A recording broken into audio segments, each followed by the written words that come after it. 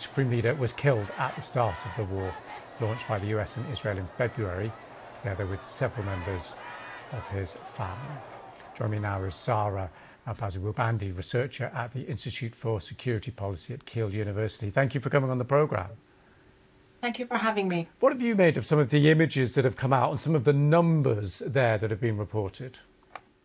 I think this regime is trying to use this definitely to as a very useful occasion to bounce back, to regain their regional image and global image, in fact, and to sort of send a message domestically that even though the supreme leader, who was the most powerful person heading this system, Islamic Republic in Iran for several decades, is no longer with us, but the system is still intact and very much powerful. And in light of the demands and the recent protests in January for a complete change of the regime by the protesters and anti-regime, sort of unsympathetic segment of the society, I think this is a very important occasion for the system to send a signal that it is not going to be an option and the system is still very much in power.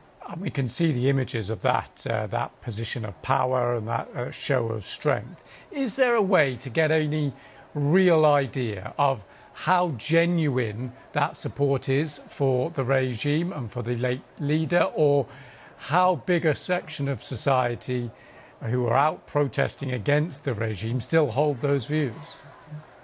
Well, the answer to that is really no, because we don't have access to free polling or opinion sharing sort of mechanisms like we have in the democratic world. Even those systems might sometimes have sort of statistical biases, but in Iran there is a complete absence of those mechanisms.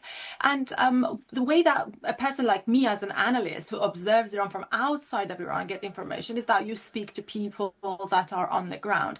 And of course that could vary really significantly depending on who you speak to. If you speak to people that are sort of unsympathetic with the system, they always argue that almost all the government organized rallies and occasions as such are sponsored by the government. People are paid to come from afar to attend. The state media platforms sort of have specific methods of showing these images in a more exaggerated way. But of course, those who are sympathetic to the system would feel that this was their supreme leader and this was a very important individual and they want to pay their respect. But I've also come across some footages online through open sources that there are quite a significant number of foreigner attendees, and I don't mean officials, heads of states, or and so on, but I mean like citizens who have across the world had relationships with the Islamic centers that the government of Iran has been sponsoring and managing across the world.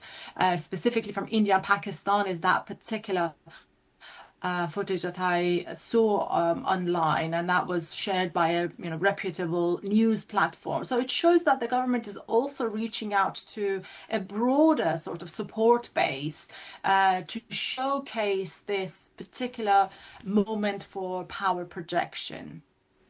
Okay, we really appreciate your time and for talking us through that. Thank you.